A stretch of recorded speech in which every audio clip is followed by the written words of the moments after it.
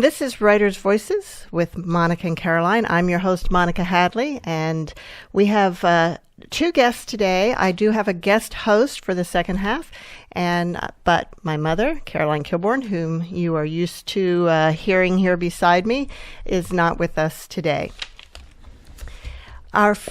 We sort of have a theme for today,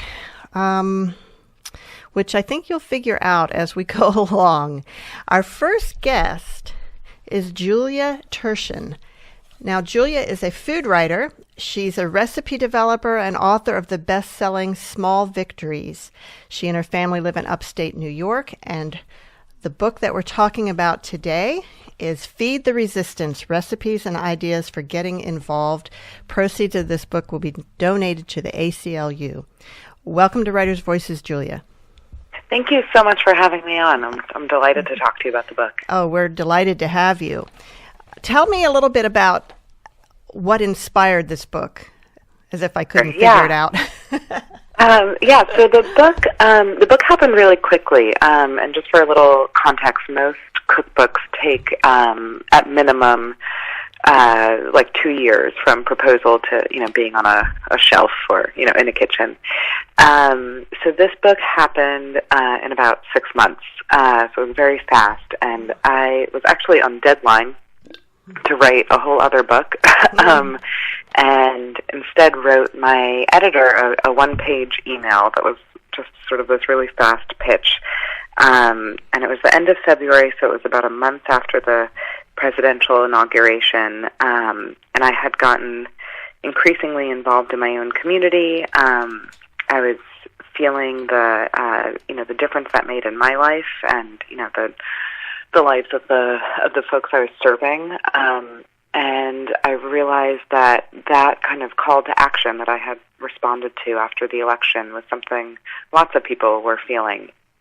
So I reached out to over 20 of just the smartest people I know in food to find out how they were using food to resist and to be part of community building and part of taking care of their neighbors. And we put all of this content together, and the result is the book, which is, it's over 20 contributors, it's over 30 recipes, there are essays, there's lists of resources, and all of the proceeds from the book go directly to the ACLU. So, buying the book in and of itself is just a very tangible and easy way to support the protection of civil liberties. Wow. So, Julia, your previous book, Small Victories, was also recipes plus advice plus hundreds of ideas for home cooking triumphs. It was named one of 2016's best cookbooks by lots of people. And Feed the Resistance, of course, is also more than a cookbook. So I'd like to talk to you about how cookbooks can be more than just recipe books and what draws you to doing that kind of writing. Some of my favorite cookbooks of all time are like that. There was one, I wish I could remember the author. She has passed away, Lori something. Lori Colwyn? Is that who you're talking about? It might be. And even some of the cookbooks that I inherited from my grandmother, some of them were like that. They were much more than just recipes. There were stories involved. Yeah. So, I think it's pretty obvious the link between storytelling and food, but not too many people take that into book form. Yeah, well, I think it's a great question. I appreciate it. Because I think you can't separate food from our lives. And food for me is the way I get to explain who I am. It's how I get to understand other people and their life experiences and where they come from. And I've been cooking my entire life, since before I can remember, since I was a really, really young child. I've always loved food. I've always been drawn to the kitchen. And I've also known I've always wanted to write cookbooks. I taught myself to cook from reading cookbooks, from being exposed to them.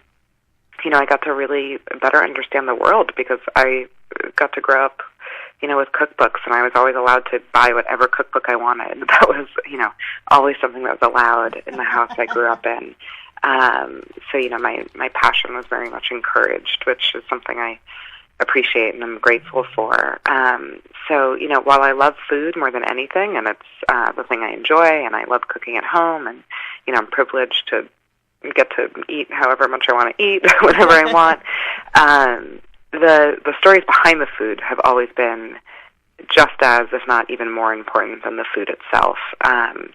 And so in Small Victories, my cookbook that came out last year, it's a collection of recipes. It's sort of a traditional cookbook in many ways. But as you said, it's a bit more than a cookbook. And my goal with that book was to really dismantle this idea that cooking has to be difficult, because it doesn't have to be.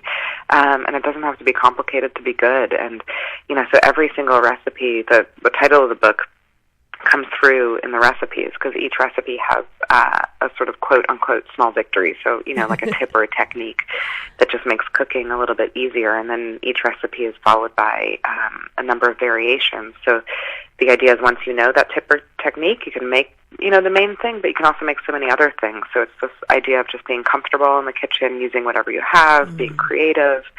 And along the same lines, Feed the Resistance, is about food, it's about recipes, but it's about so much more than that. It's about the stories behind those recipes, and who's making them, and how this food fits into all of these amazing contributors' lives, and how they use food to bring people together, how they use food to provide opportunity.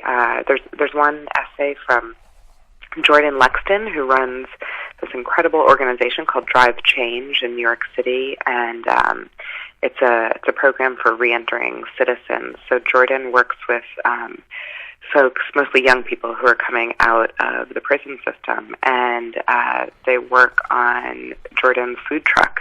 And it's not just about getting paid on the job training. It's about getting a supportive community. It's about getting economic opportunity. It's about helping citizens who are reentering to have substantial, meaningful lives. So, it's about food, but it's about so much more than food. I mean, it's about being able to have a job at all for many of them, I'm sure. Yeah, absolutely. Yeah. And you're right, Lori Colwyn was the food writer I was thinking of. Oh, yeah, she was remarkable. She unfortunately passed away when she was so young. Yeah. She's one of my favorite writers. And me too. Yeah. So in this book, you've got the history of the cultural history of a lot of the recipes also, and you're putting the whole thing, the food and the resistance, in a broader historical perspective. Yeah, I think it was very important for me, two things. One, that the book, all the contributors, it was, that it be a very diverse group of contributors, meaning not just, along the lines of race and gender, but also just where they live, where they come from, what their experiences and perspectives are.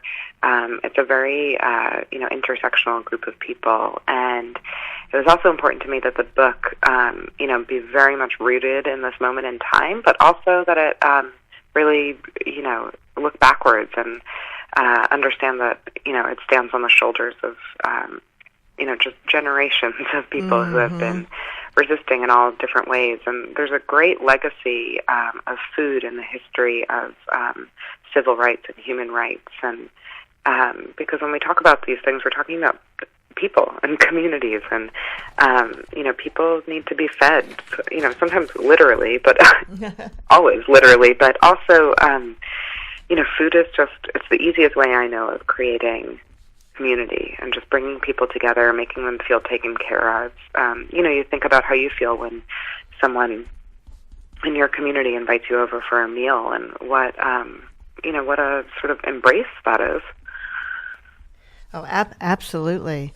And, food insecurity is actually a pretty big issue right now. Certainly it is in our rural community here, which many people aren't aware of. Fairfield's a small town, 10,000 people, seems to be prosperous. But as I understand it, 40% of the students in the public school qualify for assistance, meal assistance. And yeah,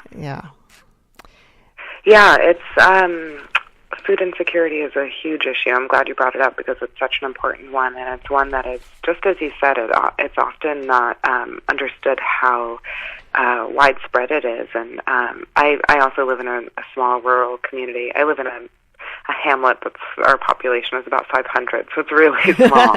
And I'm very active in our local food pantry, which is basically a large closet in our local firehouse. And we serve so many people in our community, and often food insecurity is, it's assumed someone who doesn't, who might be homeless or, any kind of extreme, and that of course exists, but it exists, for sort of everyday Americans and people, who are living paycheck to paycheck, and something comes up, as things do, and sometimes, you just can't put enough food on your table for your family, and it happens everywhere all the time. And it's not for lack of food; it's for lack of resources. So yeah, it's something that I think about a lot. I work with in my own community, and I'm glad that there's a lot of people working on big systematic levels to really try and untangle some things. You're listening to Writers' Voices with Monica and Caroline, and our guest today is Julia Thurshen, author of Feed the Resistance, Recipes and Ideas for Getting Involved. And Julia, am I pronouncing your last name correctly? Yes, you are. Great. Yes, thank you. Great. So I was kind of amazed that you put this book together so quickly. And I'm assuming that working with Chronicle Books helped in that. Yeah, I definitely am so delighted to work with Chronicle and to be one of their authors. And I'm not just saying that. They were so supportive. As I said, I wrote, a one-page pitch. I asked that we do a book they weren't planning on, that we do it immediately, that they, trust that all these people that I wanted to bring in to be part of the book were, just as amazing as I said they would be. And that they make no money, that we give all the proceeds to the ACLU. And to Chronicle's credit, they were immediately on board. Wow. And I'm so delighted that they saw the potential of this book and the impact it could make. That they understood that not everything that we make has to just be, profit driven. That we can work on something together that's about giving back and hopefully giving people lots of just really kind of proactive, productive information, ways to get involved in their community. And, it's been wonderful to work with them on this. And really good recipes, too. Oh, I'm happy to hear that. Yeah, the food is great, and there's food from just everywhere. And it's this book is so much a great sum of many parts, and I really feel like it's strong because it's the work of so many. And I reached out to people who live across the country who come from so many different places, and the result is just a mix of food that is it's amazing. It's everything from tikka masala macaroni and cheese to a Brazilian fish pot pie that is so delicious. All the way to a spiced brown sugar pound cake and what else? Amazing biscuits and the Japanese chocolate espresso pie bars and the Japanese sweet potatoes, roasted tomato sauce, and polenta. That it looks like adobo. Easy. There's everything. Yeah. Now, for the essays, not all of the chefs that you represent in here wrote essays, but a good number of them did. What did what direction, what guidance did you give? What did you ask for that? Sure. Yeah, it's a great question. So all the contributors from the recipes to the essays, I wasn't very prescriptive about what I was asking for. I didn't have a specific table of contents in mind, but I was asking people to fill. I really wanted to have everyone bring whatever material they thought was best to the table, sort of literally. And so what I did was I reached out to everyone kind of explaining my vision for the book, what I thought the book could kind of look and feel like, what purpose it could serve, why I wanted to do it, why I thought they, were, the right people to get on board. So I really explained the kind of why behind the book, the ethos of it, the feeling. And then, they kind of responded in kind. And the result is so much richer than I could have ever even imagined on my own, because I don't think we were limited to just, my thoughts. Mm-hmm.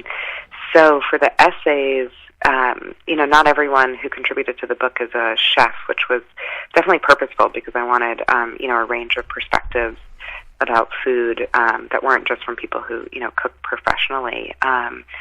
So, I mentioned that essay from Jordan Lexton, who runs Drive Change. So, there's everything from that to Shakira Simley wrote this very, very moving, powerful essay about how, food can be a means of activism, how the spaces in which we gather to eat food, those can be places to have really important conversations. And she offers a conversation she had herself with her brother, and it's very personal, it's very emotional, and it's impactful. There's also an essay from Caleb Zegas, who runs, he's the director of a program called La Cocina in San Francisco, which is, it's a food business kind of incubation program. They have big commercial kitchens. They help train people to run businesses, and they work exclusively with immigrant women, and they help them get their food businesses off the ground. They give them all sorts of tools and resources in addition to just, the time and space to make their products. I met this woman, Alicia, recently, who went through La Cocina. She started her business. She was selling tamales that she made at home on the street in San Francisco, I believe, on a cart. She now runs this amazing business in the Bay Area called Alicia's Tamales Los Mayos, and I believe she's in a 6,000 square foot space. She has a bunch of employees. They're making, hundreds, if not thousands, of tamales every day. She, sells them wholesale and caters, and they're amazing tamales. They're delicious. And even better than that, she is, she's supporting herself, her family. She's, able to provide jobs for all these people who work for her. She's really changing the lives of the people around her, including her own life, through food. So there's such a just range of stories and inspiration in the book, and the opportunities that come through food are just they're immense. Well, Julia, could you read a little bit from the book? Sure. Do you know that the copy that was on my desk I just gave away? Oh, no! Can you give me 1 second? Okay. And I'll go grab it. Certainly. You're listening to Writers' Voices with Monica and Caroline. Our guest today is Julia Thurshen. She's going to read from Feed the Resistance, Recipes and Ideas for Getting Involved. The proceeds from this book will be donated to the ACLU. It is published by Chronicle Books, and I'm sure it's available pretty much wherever books are sold. Almost any book that we talk about on the show can be ordered through your local bookstore, which we always like to support the local bookstores. So do that whenever you can. Absolutely, yeah. The book is everywhere, and I echo the local bookstore recommendation.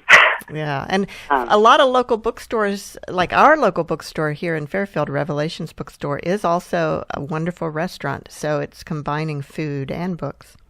That's so cool. I know. Oh, I wish I had that in my town. You have to forgive me if I'm a little out of breath. I just ran downstairs to get my coffee. Okay.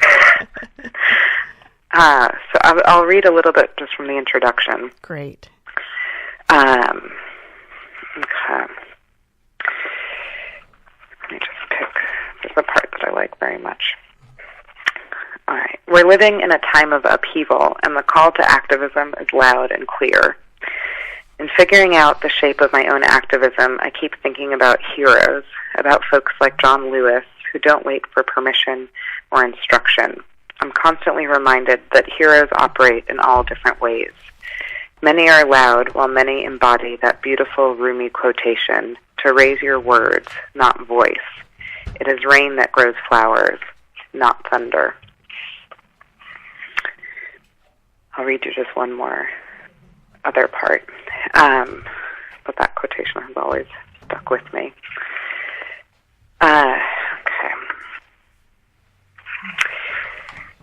On the most basic level, resistance, just like any other active thing, needs to be fed in order to sustain.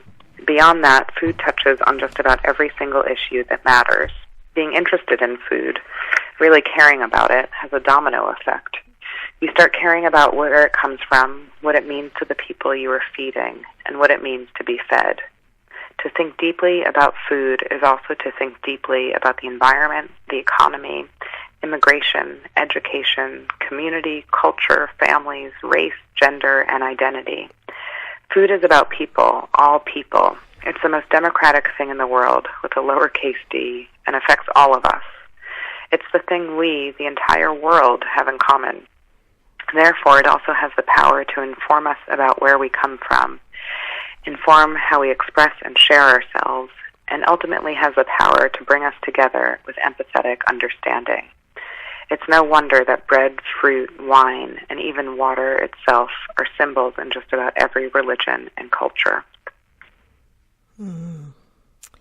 And that's from the introduction of Feed the Resistance, Recipes plus Ideas for Getting Involved. Let's talk a little bit about the ideas for getting involved too. So sure. You've got 20 places to reach out to. Yeah. Then you have 10 ways to engage that aren't so obvious. What's one of those? One of the ways that's maybe not so obvious? Sure, yeah. So these are these kind of list of resources at the back of the book that are just exactly what you said, just, 10 ways to engage. Just all these great lists of all these things you can do. So a good example of that one is baking something simple, cookies, banana bread, zucchini bread, or buying those things. You don't even have to make them. And bring them to first responders in your neighborhood, or even, the folks who work at your local public library, and just thank people for their service. Show up and just remind people that their work is appreciated. That's an easy way to use food to help out. Another, way to engage in your community that might not be so obvious is to think about and look into what after-school programs are available in your area. And if there aren't enough and you have an idea for one, start one. Be the change. Yeah, for working parents, sometimes that after-school time can be very, very challenging to cover. Yeah. To cover care for their kids during that time. Absolutely, and having something in your community that you can, rely on, can make just a huge difference in the lives of families in your area. Yeah. Yeah, there are so many ways to help, very simply, to help make a difference. Yeah, and the final list that's in the book includes 10 things you can do in less than 10 minutes. So, there's obviously stories in the book. People have committed their lives to creating change, bettering the world through food, and there's also, this list of things you can do quickly. And the reason that list is there is just to serve as a reminder that you can do something right now. It doesn't have to be huge or daunting. You can do things on a day-to-day basis that don't take up too much time. And it can be as simple as, if you're going out for a meal, just thinking really, thoughtfully about whose restaurant you're going to and whose business you're supporting, and maybe go out of your way to eat a meal at a restaurant run by someone who's different than you, someone who doesn't look like you or comes from a different place than you come from. If you're going to spend money on a meal outside of your home, it's great to support a women-owned business, an immigrant-run business, an LGBT-owned business. It makes a difference in the lives of those business owners and changes the landscape. And I like the number one on this 10 things you can do in less than 10 minutes. Make sure you're registered to vote. Yeah. And then make sure your friends are too. Yeah. Yeah. In some places it's a little more challenging than others, but now the recipes you have grouped in a couple of categories, several categories. You have easy meals for folks who are too busy resisting to cook.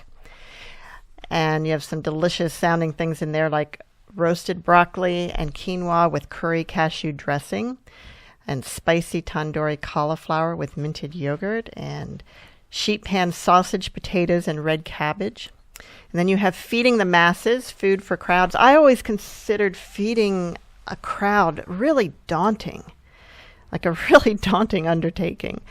But these recipes seem to make it a little more feasible, a little more approachable. Absolutely, yeah. And running theme through the recipes in both those sections is, it's food that doesn't cost too much to make. It's affordable food. It's really just healthy, just simple food. And in the feeding the masses section are those Japanese baked sweet potatoes you mentioned. You can make a whole sheet pan of them, and they're so nourishing, and it doesn't cost a lot to make. There's this wonderful pozole recipe that is also, again, just so simple to make. You can make a huge pot and feed a ton of people. The People's Grits from the People's Kitchen Collective, that recipe is for 100 people. Obviously scale everything down by a 0 and make it for a smaller group. It's in there to show that you can serve a big group of people with homemade food that is not complicated to make, that doesn't cost so much money. It's doable. And then the last category is my favorite: baked goods and portable snacks, and that's where we have the chocolate espresso pie bars and the persistence biscuits and the spiced brown sugar pound cake with rum molasses glaze. Wow. Stuff. Well, Julia, I want to thank you so much for being with us today. And are you back to working on the project that you were supposed to be working on when this took its place? Yes, I am, and it's coming along. Well, very good, very good. So hopefully we'll hear from you back when that's finished. Oh, I'd love that. Yeah, thanks so much for having me on. It was a pleasure to talk to you about this project. Thank you, Julia. And that was Julia Thurshen reading from Feed the Resistance, Recipes and Ideas for Getting Involved. And stay tuned now. We have a brief musical interlude, and then we'll be back with our next guest. Welcome back to Writers' Voices with Monica and Caroline, and I'm your host, Monica Hadley. With me now is a special guest host, Paul Gandy, who is a local attorney here in town and a board member of the Keeping History Alive Foundation. And he's here to help us discuss our next guest book. And our next guest is Paul. Would you pronounce your last name for me, Paul? Kivel. Paul Kivel. And this book is Uprooting Racism. It's the 4th edition, How White People Can Work for Racial Justice. Paul is an award-winning author and an accomplished trainer and speaker, and has been a social justice activist, a nationally and internationally recognized anti-racism educator, and an innovative leader in violence prevention for over 40 years. And welcome to Writers' Voices, Paul Kivel and Paul Gandy. Thank you. It's great to be with you. Hi, Paul. So, Paul Gandy, do you want to lead off with the questions? I'm interested, Paul. When was the last moment you spent writing this book before it went off the publishing or the editing? It was in the spring of this year, actually. After the election, after the inauguration, but before the real rhetoric and policies of the current administration were fully revealed to us. Can you look through the prism of where we are now, through your book, and tell us what's going on here? Well, there's a couple of important things to notice. on the one level, racism is critical to the foundations of our society, starting with slavery and the genocide against Native Americans and the stealing of the land. And so we have a long history of racial inequality, and at the same time, there's always been a huge level of denial among those of us who are white that racism is very serious or that it's really happening. And we went through a period in the after the Civil Rights Movement when white people were saying, well, the Civil Rights Movement took care of all that, and people were talking about a post-racial society. And then again, when Obama was elected, people were saying, well, if we have a black president, what else can we do? That we must be over racism. And the current administration and its rhetoric and policies and its permission for those vast numbers of white people who are still harboring racist ideas or stereotypes and or supporting our institutions, which are perpetuating racism, are much more visible. And so there's a lot more white people, I think, who are realizing that racism did not go away, and yes, it's happening in our neighborhoods and communities, and we have to do something about it.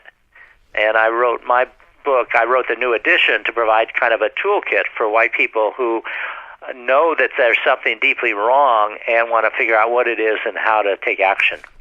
You know, I remember having a conversation with in a restaurant right after Obama's election with a young, wealthy white man who was telling me that racism was over.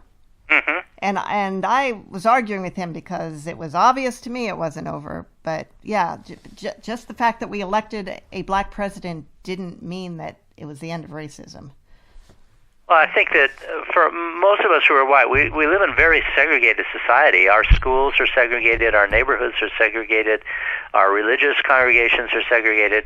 We don't have a lot of direct contact with people of color, and we get a lot of misinformation in our textbooks and in the media. And so we have this false perception of the world.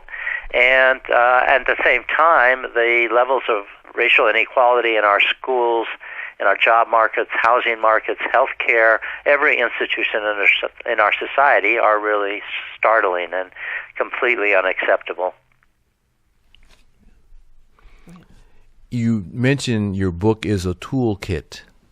People are so busy these days. Paul, if you could, in a few moments, tell us, a few minutes, if you're a person who's concerned about this issue which is so pervasive, what you could do, what 3 steps, 4 steps, however you might want to describe it, you could do starting right now to change our society, to help change our society? I think the work begins with ourselves and in our own homes and schools and neighborhoods. Like I said, most of us are woefully misinformed about racism. And so one level of doing the work is to start really understanding, learning about the history of racism in our communities. Think about whose land are you on? Do you know the history of the land and the native peoples there? How are people of color treated in your community by the police, by school teachers, by authority figures in general? And the other thing that comes up from this misinformation is the false sense that white people have done everything of importance, that we're the heroes and builders of everything, and therefore we should be in charge. And if we're going to try to get involved with racial justice work, we have to unlearn some of those attitudes of superiority and entitlement that we often bring into the work. So there's some personal work that we need to be doing. The second level is that we need to break the silence in white communities. Silence is complicity, as Black Lives Matter people have said. It's collusion with the status quo. And it's not that as white people we don't talk about racism. Often we do, but it's in coded language. It's not directly about racism, and it's not about how it's actually happening and what we can do about it. So we need to open up these conversations with our children, with our family, with our friends. Over the holidays is a great time to start having conversations about what's going on in our in our country and in our communities, and begin to do the work with white people that people of color have been asking us to do, the education and mobilizing work. Now, Paul, you live in the Central or Northern California area, is that right? Right. I live in the San Francisco Bay Area in Oakland. And that's a multi-ethnic environment. Is that a fair description? Yes, although there's a lot of segregation here as well, and certainly a lot of racism. But I guess my question is, you're calling into a show that's based in Iowa. Uh-huh. Iowa is probably 97% Caucasian. Some parts of the state, it's virtually 100%. And so, is your toolkit relevant to people who live in rural areas of the country, which are sometimes uniracial? Absolutely. Or virtually so? There's deep racism in all of our communities, and rural communities and small towns are no exceptions. The Midwest is no exception in general. First of all, there's a lot more people of color around than we often notice. But again, the segregation means that they're picking our food in the fields, or cleaning houses, or taking care of our kids, or in the hospitals as nurses, or all kinds of ways that there's people of color around. But also, it's the recruiting grounds for not just the Klan, but neo-Nazi groups and other. It's a recruiting ground for support for the racist policies of state and federal governments. There's definitely racism in the healthcare system, in the schools, in your local community, wherever that is, in terms of how people of color are treated. So there's lots of things that we need to get involved with and think about wherever we are. And the book really provides a lot of tools that have to be, of course, adjusted for local circumstances, but the need to do this everywhere is readily apparent. I grew up thinking that, I was on the West Coast in California. I grew up thinking that racism was only in the South, because that's where there were a lot of people of color, and that's where the struggle was going on, and California, everything was okay.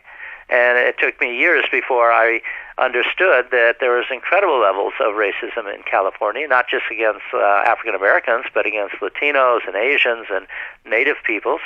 And we need to get over this thing, thinking that somehow racism is over there. It's not me, it's not here, it's not now, it's, all those things as white people we do to minimize or deny that racism is a serious problem. Now, Paul, a lot of good-intentioned white people, I'm having trouble with my mic. Okay. A lot of good-intentioned white people will say, oh, I don't see color. Is that necessarily a good thing? Well, there's two things I would say about that. First of all, we do see color. I thought that was true of me. That when people of color came to some of us who were white and were outraged about racism, my first response was to say, well, I'm not racist. I treat everybody the same. I'm colorblind, all those things that as white people we do. But then as I watched myself, listened to myself, and noticed my feelings, my physical responses, it was clear that I was noticing racism all the time. When a person of color walked into the room in an all-white space, everybody turns and notices and has a reaction to that. So it's not true that we don't notice race, but the problem is much bigger than whether we notice it or not. The problem is that racism is built into our institutions, so that people are treated differently, that white people have access to all kinds of benefits and services that people of color are denied. And so we may or may not see color, but when the police stroll down the street or drive down the street, they are noticing color very, very acutely and treating people of color differently. And when teachers know who their students are, they tend to treat their students of color differently. And we need to look at the institutional impact of those practices as well as our personal take on, what we're noticing or not noticing. The idea is to notice racism. Not to ignore it or pretend like it doesn't exist. People of color live every day. They have to deal with it. And when we say to them, I don't notice race, we're not noticing part of who they are, the rich cultural heritage that they bring and the cultural specific experiences they bring. So it's actually disrespectful to tell people of color that we don't notice color, because then we're not noticing part of who they are. And Paul Gandy, as a black man living in a very much white world here in Iowa, do you agree with that? I think it's a conversation that we need to have. And I think the conversation became more front and center for more Americans, more people, more citizens, more residents of this country when Barack Obama became president. And it's now a level of tension, unfortunately, that's, and in some ways, perhaps fortunately, that's greater now that we have this Donald Trump as president. So a lot of things that Paul says, yeah, I've experienced, I live, I understand, I know. Paul, what prompted you to write this book in the first place, and when was the first edition? I wrote my book, Uprooting Racism. It came out in 1996, so I wrote it in the early to mid-'90s. I didn't write it for quite a while. I avoided writing it. I said to myself, well, somebody else can do it better, and I'm going to make mistakes. I don't know enough. People will be angry with me. So I'll wait and hope that some other white person steps up and writes a book for white people about racism. And eventually I realized that the reasons I was giving myself for not writing the book were the same reasons that so much of the time we as white people give ourselves for not getting involved in working on racial justice issues. I don't know enough, I'm not ready, it's too hard, I'll make mistakes, people will not like me. And that I had a particular role to play. I had a job to do, if you will, which was to write the best book that I could, using my experience and my knowledge, and that we each have a role to play. And I think that that's so important. Racism can seem big and overwhelming, but none of us are going to solve the whole thing. The question is, what are we going to do? How are we going to stand up and work for racial justice, each taking our own role? And we have roles as parents. We have roles if we're teachers, if we're healthcare workers, if we're wherever we are. We have roles as neighbors, as church members. We need to start doing the work and learning and reaching out to other white people wherever we are, and understanding that we don't have all the answers. We're not going to do it perfectly. A good ally makes mistakes and then apologizes and cleans up the mess and tries it again. So it's really important that we don't use any of those excuses for ways not to get involved in doing this work. Paul, have you had successes? Are there successes you've had with people using some of the tools in your book that you could talk to us about? Definitely. All the way, from the simple successes of having conversations with folks around racism that people never thought they would be able to have, to making interventions in their children's schools, to organizing chapters of a national organization we put together called Showing Up for Racial Justice, which is a network of over 175 chapters in different cities of white people working to educate and mobilize other white people around working for racial justice. So it's people have found it a very useful set of tools, and different tools are useful for different folks. But there's a whole section on how to be an ally, how to show up as an ally. There's a whole section on how to talk with other white people about racism. There's just lots of really concrete and specific things that people can use. The term "white people," the phrase, it's interesting because when I was I didn't realize that there were different, I guess you could say, strands of white people, kinds of white people, until I was in college. And I was in college, so-called college, in the cradle of liberty, so-called Boston, at Harvard.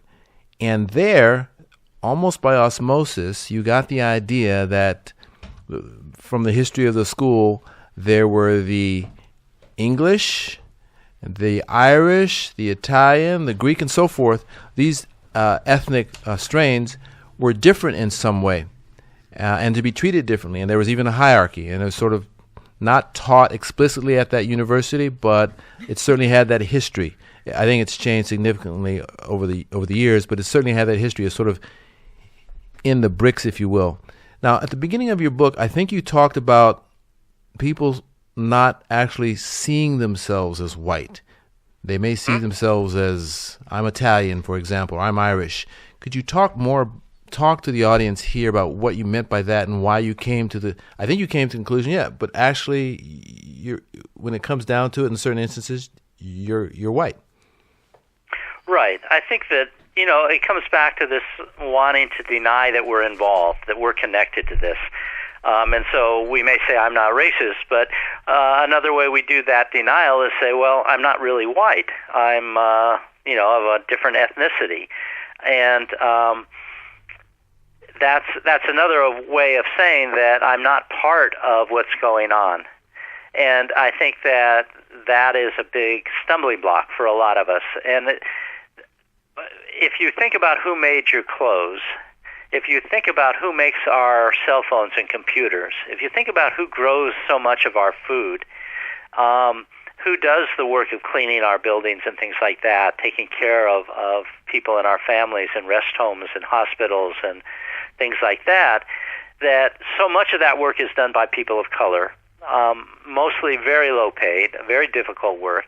And our lives are intricately connected to the lives of people of color, even if they're invisible to us.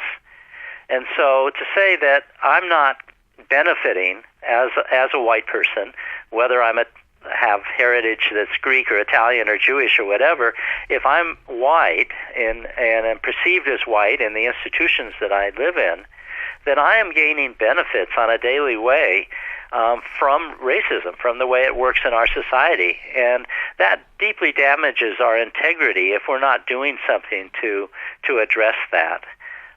And so I think it's important that there's just a lot of ways that we want to skirt around this and claim that it's not our issue, or that this doesn't really affect us, or that we're innocent and there's some other bad people out there who are the racists, the neo-Nazis or whatever. But we're all in this together. We have mutual interest in building a society that really takes care of all of us. And not to mention, even if racism really did end today, there's still the cumulative effect of the past benefits.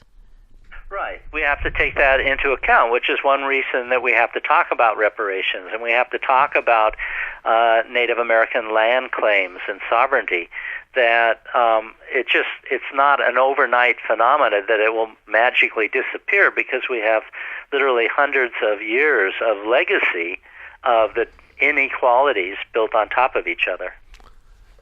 There's a book that came out last year called Hillbilly Elegy by J.D. Vance. I don't know if you had a chance to take a look at it, but he speaks of, he calls himself a hillbilly, coming from the hills of Kentucky and later Ohio. He ends up going to Yale Law School, but that culture in which he was raised still draws on him.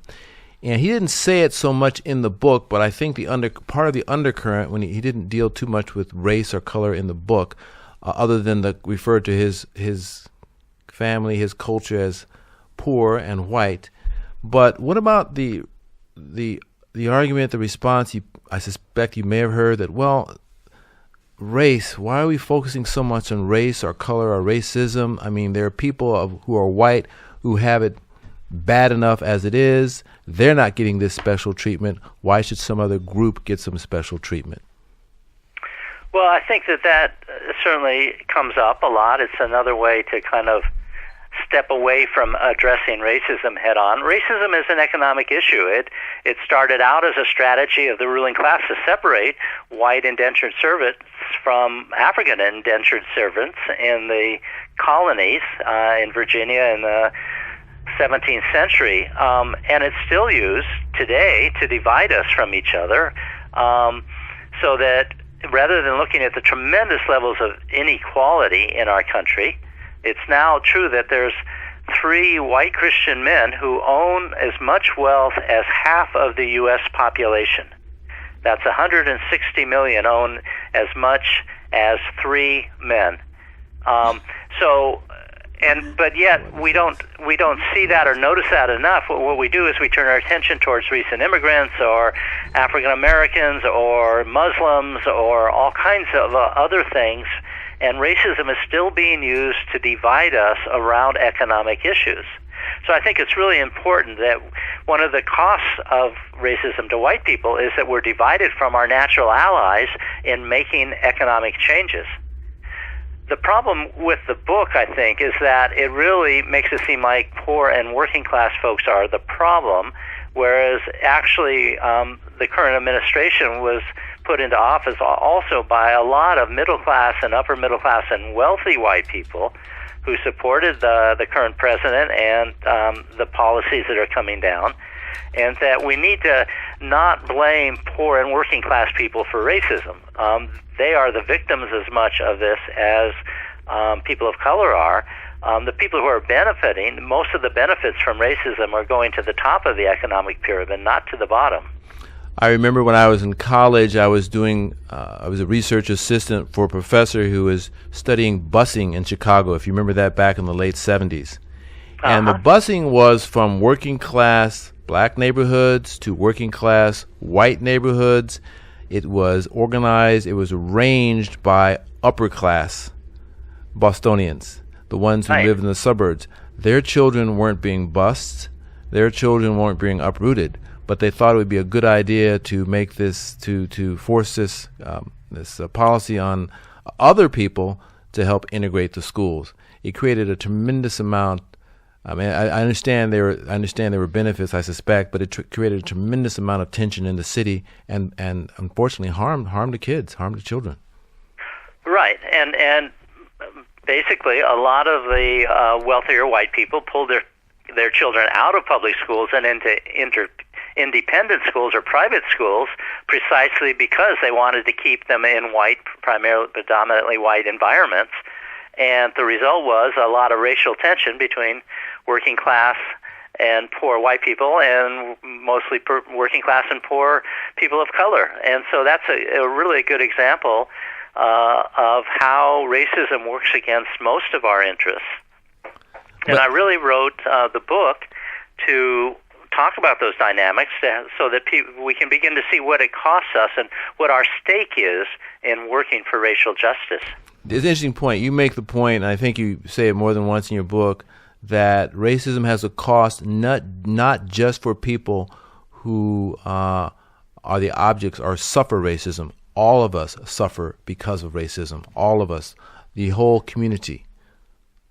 Right. And I think that that's a strong message that I want to get across in my book, Uprooting Racism, is that, when toxic waste is dumped into communities of color in our cities and countrysides and counties, it doesn't stay in those communities. That toxic air and that toxic water, we see this over and over again. When the people at Standing Rock were defending the water, they were defending the water for all the people downstream on the rivers that those oil spills are going to impact. And so the other thing that we need to acknowledge is that people of color are often on the front lines of defending not just their own communities, but defending all of our communities, because racism doesn't have boundaries like that. But the other thing that I really wanted to get across in my book is that there's a long history of some white people showing up for racial justice, going back to the colonial days and the abolition movement, the civil rights movement, but not nearly enough of us. And so a lot of our work as white people is to reach out and break that silence and to really help other white people step up and join the forces of people of color who are already out doing things, working for racial justice, so we can actually shift this country in ways that will benefit all of us. Are you optimistic, Paul? I'm neither optimistic nor pessimistic. I mean, I think this is really important times. We're facing major, major challenges economically, environmentally, etc. And at the same time, there's tremendous resistance and organizing and creative work going on in communities of color and in around a lot of different issues. There's more white people stepping up all of the time and looking for resources, which is a main reason why I wrote my book, a new edition of the book. So things are, moving, changing, and I can't predict where they're going to go. It's up to you and me and everybody else who's listening. Well, we only have about 1 minute left. Paul, what would you say is the biggest change, positive or negative, from when you first wrote this book to today? I think the biggest change since I wrote the first edition over 20 years ago was that there was so much denial then that racism was a central issue. And today it is so visible. The current administration and its rhetoric and policies is making it so in our faces, and the cell phone images of black people being murdered by police and the struggles at Standing Rock, that more and more people are waking up and saying, yes, something is deeply wrong. This is not the society we want to live in. We want to live in a society that nurtures and sustains and heals and provides equity and justice for all of us. And that's a very promising sign, and my book, Uprooting Racism, is meant to be a guide, a resource, a handbook for how we can step up and really make a difference in the world. Thank you, Paul Kivel. Thank you, Paul Gandy. Uprooting Racism, How White People Can Work for Racial Justice by Paul Kivel.